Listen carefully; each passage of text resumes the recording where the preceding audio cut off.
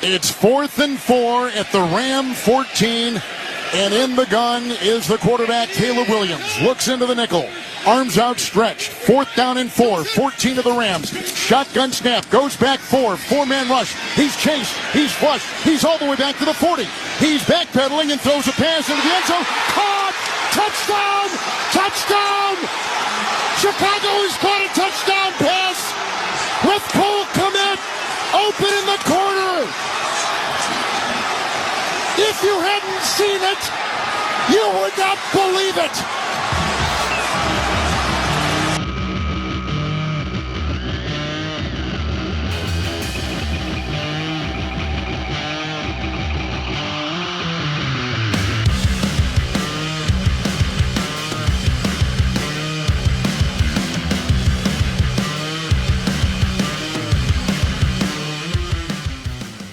You know how in the last episode of a TV show, you'll get all those flashbacks that show all the great times from the entire show, the laughs, the tears, those moments of pure bliss? That's what I had flash into my mind when that game ended. The comeback wins, the ridiculous throws, the coach taking off his shirt, the the Packers, the everything. What a damn season that heartbreakingly comes to an end after yet another game that came down to the wire. So, what did we learn about the Bears this week? Man, I think we just learned what we always learn every week, that you can't turn this team off. They have no quit. They're so much fun to watch through the ups and downs, everything. I said this on the post-game show for Bears on Tap last night, is that game felt like a microcosm of their like entire season, where you're just like, what is happening? Crazy stuff, highs, lows, frustrations, coulda, shoulda, woulda, getting lucky on certain things, right? And you're just, it was a fun ride. It was a fun watch. Sad that the season's over, obviously, but man, they went toe to toe with one of the best teams in the NFL, and took it to overtime and really got. If they hadn't like gotten in their own way a couple times, that game could have been a lot different. So just gutsy effort, really excited for this team, this franchise, this fan base moving into next year. And that plays that Kevin Harlan called, like, I think all Bears fans will be watching that at least a couple more times between now and September. Yeah, that was crazy as shit. I mean, unbelievable. I want to talk about maybe a little bit. And to your point, I've already watched it like 5 or 6 times Yeah, already. ridiculous. I would like had it running through my head over and over again on my quiet drive home. And then this morning, I tried to wait like a couple hours. I wanted to like really build up the anticipation to watch it again. You said they got in their way a couple times. Can you maybe tell us some of those things? Yeah. So Ben Johnson went for it, a bunch of times on fourth down, which is that's kind of who he is and who he's been. I know people maybe have criticized some of those, but that's you just live and die by those because that's who he is. It felt like he was aggressive in his game approach, but then conservative in his play calling. There's a lot of times, especially near the goal line, he just felt like he ran similar plays over and over again. And listen, I'll be the first to admit that when he gets too cute on some of those fourth downs, I'm the one screaming at the TV, just give it to Manangai Yeah. if you need a yard. He did it twice in a row on some spots. He was running, behind that right side quite a bit. I think he was getting a little too predictable with some of that stuff. I would have liked to see him, if you're third and short and you're going to go for it on fourth down. He knows he's going to go for it on fourth down. At least like give it to Caleb one of those downs, right? Let him play action, roll out, whatever. Give him a run pass option, because you can see when he moves around, he can make guys miss. And to have not as much of that. Now Caleb started doing a lot of that in the fourth. Um, I think that would have been better. So the short yardage run game was a little bit lacking. The drops, man, like they plagued us. They were biting us all season long, and it showed up in the worst spots again. Rome dropped a touchdown pass, and it was a little bit behind him, but you got to catch that, right? He had a couple drops, actually. I think he was targeted 4 times. He only had one catch. So Loveland had some uncharacteristic drops. Luther, I wouldn't say drop, but he didn't make some tough catches that he normally comes down with. So we had a couple of those miscommunications, right? Caleb had three turnovers. Um, I think the first one looked like a miscommunication. The second one was a bad throw, and the third one was, you know, I've seen a lot of stuff back and forth on kind of who was at fault there. Was it a great throw? Maybe not. Was it a good play call? Probably also could have been a little more conservative there, but that, like I said, that's not Ben Johnson's approach. So at least he's consistent with that. But the biggest thing was DJ, looked like he didn't run full out or ran to the wrong spot. There was green grass where Caleb was throwing it, but it Yeah. looked like the safety made a better play on that than DJ did. So they shot themselves in the foot a couple times. But you know what? It all evens out a little bit because they completed a 50-yard pass on like 4th and 4, that had no business being completed. So it's just a wild roller coaster of a ride. And you live with the results. Yeah, I mean, I feel like we were all screaming, "What the fuck?" Just like as that whole play was happening. It was like I think my friend was like, even in a video game, you're getting sacked or that thing's getting picked off. Like it is just so fucking improbable Oh of a yeah, if that happens to you in Madden, you're basically like, this thing's rigged. Like yeah. you quit the game, you rage quit because you're like, there's no way, this is so impossible. He reminds me so much of just like Steph Curry, man. Just like Caleb I just could. brings out the rage quit in people. Um, there was a point in the game, I think it was like when the Rams scored to make it 17, it was fourth and something, and they could have gone for a field goal and they went for the touchdown. And I just thought that from their perspective, like a points Yeah. give it a premium. So maybe you go for the field goal, but this team does come back. So you probably go for the touchdown and they got the first down and then eventually like got a run down the side. And I thought it was just like a really watching that team make a call like that, knowing kind of what's at stake. And, obviously that is what happened. We ended up tying it anyways. And yeah, I Yeah. mean, they played. What do you think because the defense played Oh, they did. They, quite they played well. solidly. They played Yeah. well. Against Sean McVay in that, Rams offense, they played pretty well. Kyler Gordon looked like he kind of returned to form. Yeah. He was a little rough against the Packers, but you can tell what a difference he makes. And this is the first game that Kyler Gordon and and Chauncey Gardner-Johnson have played together, which sounds kind of strange, but like, so you can see the versatility that Dennis Allen has to work with. And I think that really helped Brisker because Brisker's been a guy that we picked on, throughout the course of the season. He hasn't really had a strong showing. Yeah. Um, but he was one of the best players on defense yesterday. He was making tackles, breaking up passes, played really well on the run.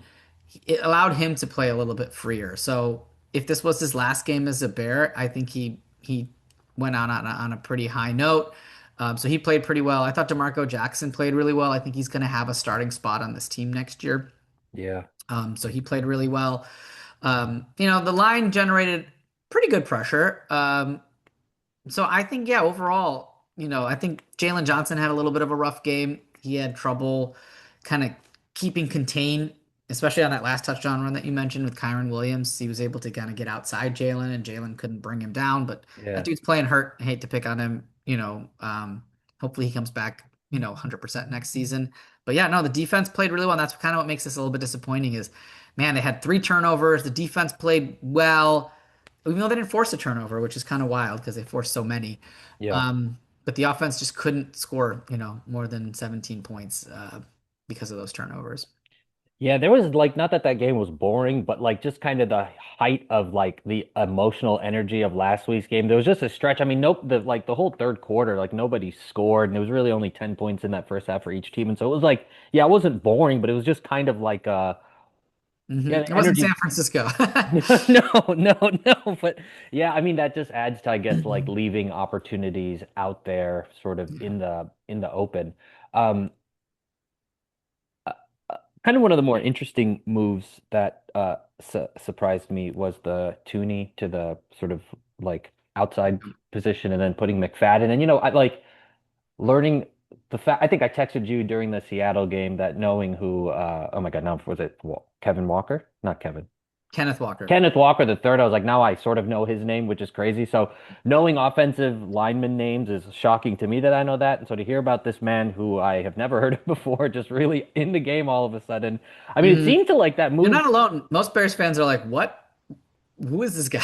Yeah, like all Why this is he con we starting? yes, man, we've had so many conversations about who's playing tackle and all this other shit, and then all of a sudden they just move Tooney over and they got this other guy in here and like so where did this man come from? How did you feel about him, that shift? And I mean, from the eye test, it looked like the offensive line like held up pretty Yeah, I well. think I think it went okay.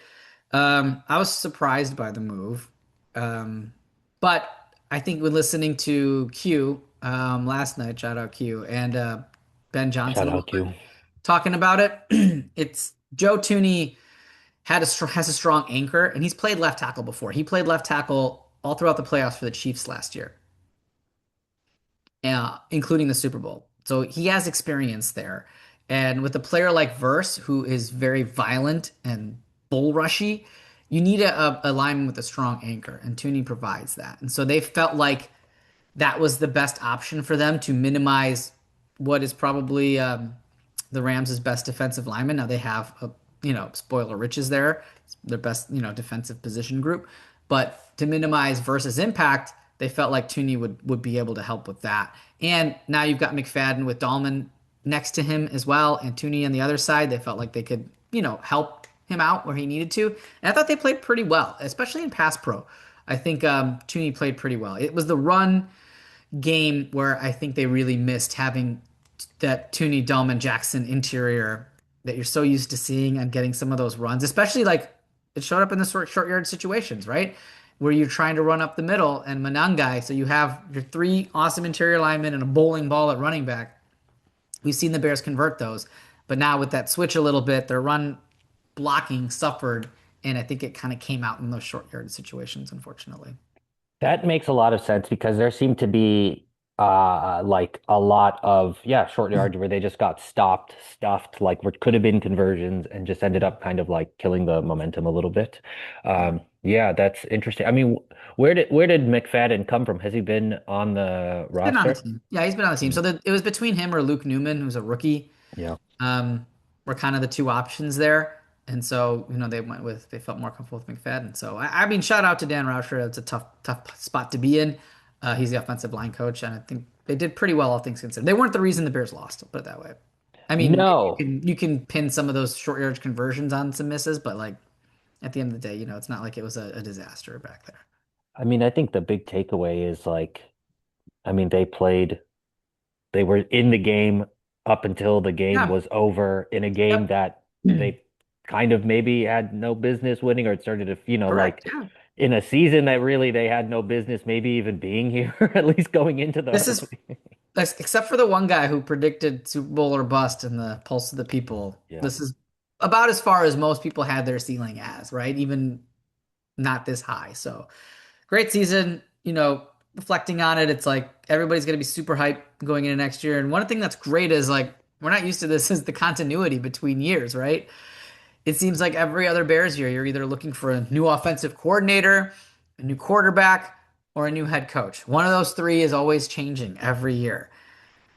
I think all three of those, are pretty safe to say they'll all be back next year. So that's awesome continuity that we haven't really had um, in a Bears season that I can really, remember too much of. So that's pretty exciting too. Yeah, it really, I mean, just based on the collection of different group chats and single chats that we all find ourselves in, the kind of big takeaway was like, man, that sucks, but, I feel pretty good Yeah. about the season, which is the literal sort of, again, the literal opposite of the past, which is like, man, fuck this season and like, I hope next year's different. Like, Yeah. it's a I hope we draft really, this quarterback or who's going to be our offensive coordinator or like, what offensive coach should we go after? It's like, no, we're good. We're fine. Have probably yeah. have the same starting. Well, the only tweaks on the offense that I could see is if DJ Moore is back or not. And then what happens at left tackle because that Ozzy Trapillo injury probably takes him out for all of next year, if not most of next year. So they'll have a decision to make. I don't think they're going to move Tooney to left tackle for the whole season.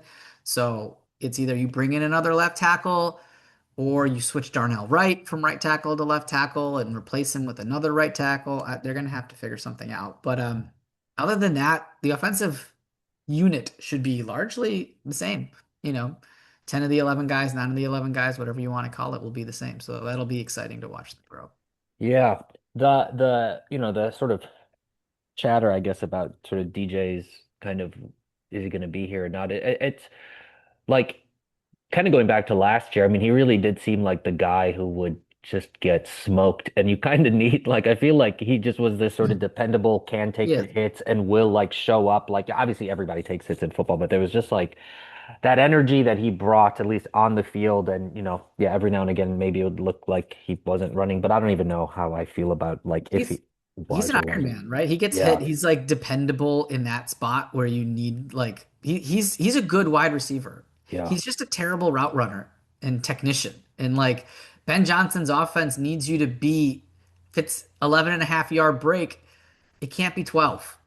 It can't be 11. It has to be 11 and a half, Mhm. and like he's Ben's that particular and DJ's just never been that guy. He's great yards after catch. He's great at like he's a tough wide receiver. He'll make catches when he needs to. Like he's just not a technician in that sense. So it might not be a good fit. I don't know. I like DJ. Didn't like that last play though. Was he hurt? He took a lot of shots. He came out of the game for a little bit there and then had to come back in. So he's an Iron Man. I just don't know if he's a fit, especially because it's a kind of an expendable position right now. Sure. If you think Rome's going to come back, I mean, Rome had a tough end to the year as well. Luther came on strong. Obviously, Loveland looks like a star in the making. And if he was on the drive, he was on the field for the last drive. Who knows, right? He was out with a concussion. Yeah. So and Jade Walker, healthy scratch, right? Because they have too many wide receivers. He can fill in nicely as a wide receiver three. So they've got some options there if they need to like move him for cap money, for draft picks to help with the defensive side of the ball. That's a move that kind of makes sense, I think. Yeah. Yeah, that's interesting. That's actually quite a, I guess as you think about athletes in general, like good players in systems that maybe their skills don't fit within the system. Yeah, then even, yeah, it just, maybe it's an opportunity to move them. That's an interesting point about DJ. And yeah, we are kind of flushed with people at that With pass position. catchers, yeah. Yeah, with pass catchers. Um, Interesting. Okay. As we kind of close out this, we'll probably do a more fuller episode about a sort of like debrief of the season at large, but we've already kind of talked about it. But where are you at with like a little bit of, 24 hours sort of removed from the game? How are you feeling kind of about the season, about where this team is at? I'm feeling a little bummed that Yeah. they had a chance to win last night, but they didn't. But then the more I think about it, I'm like, oh, they probably would have gotten housed by the Seahawks. So, it's one more game, but that's fine. Um, totally happy with how the season played out. I think we talked about some of at least my what I was looking for this season was is Ben the guy, is Caleb the guy? And I think they're both yes, resounding yeses in my book. So season was a success, if you ask me. Now, can they build upon this? Can Ryan Poles build upon this? Chris Collinsworth said something interesting last night, which he's like, this first season they really took care of the offensive side of the ball to get Ben what he needed to succeed. Didn't really address the defense. They'll do that this offseason. It's like, no, they kind of did try to address the defense. They're just so bad at it that like people didn't think they took a shot. But they spent money on Grady Jarrett. They spent money on Dio Odiengbo. They drafted Shamar Turner. They spent some money there and draft capital. Ja Frazier they drafted. And so they just didn't hit on literally like really anybody. And Yeah. so that was kind of a problem. Their best defensive acquisition was Gardner Johnson in the middle of the season. So they're gonna have to do some stuff there. Luckily, they're up against the cap, but they have ways to be more flexible. I expect some changes on that side of the ball. Probably five new starters at the minimum out of that 11 group unit. So there's going to be some big changes there. So I'm excited. I'm excited to see how they tackle it.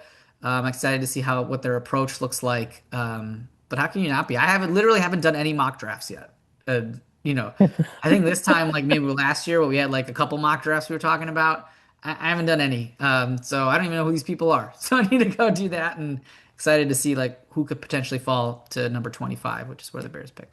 Yeah, that's really funny. I mean, I really feel kind of the same. We're in a good place. The thing that is just so crazy is like, as you watch these like coaches get fired, is just how like fleeting these opportunities come. Not to say that this is their one and only chance, but like to get this close and then to be gone and have to start up again, which is what made all of Yeah, those moments kind of flash. Like it's so crazy, dude. Like McDermott got fired and you're looking at McDermott, right?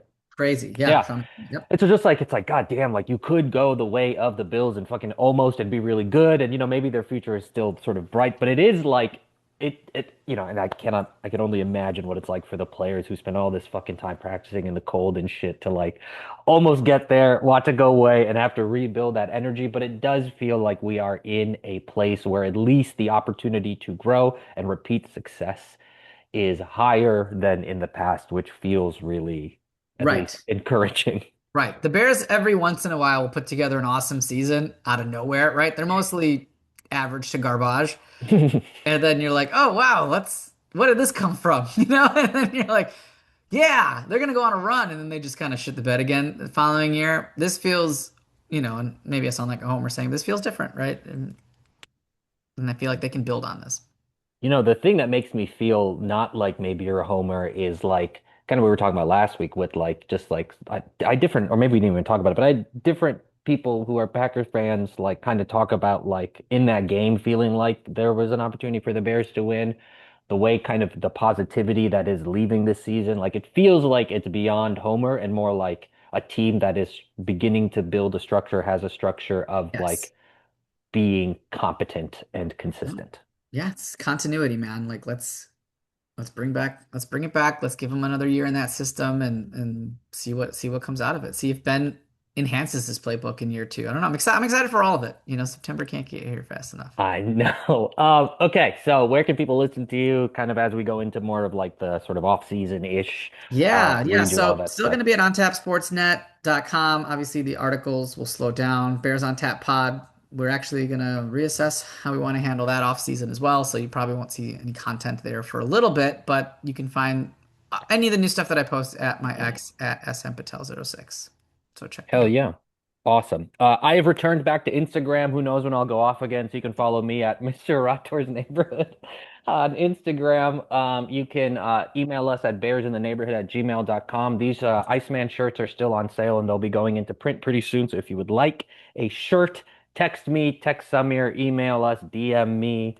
If you know where I live, come to my house, ring my doorbell, whatever. That's an open invitation right there. Um, For Samir Patel, I am Chirag Rathod. We are the Bears in the Neighborhood, your weekly insight into the Chicago Bears in under 30 minutes, and we will catch you all next week. Bear down.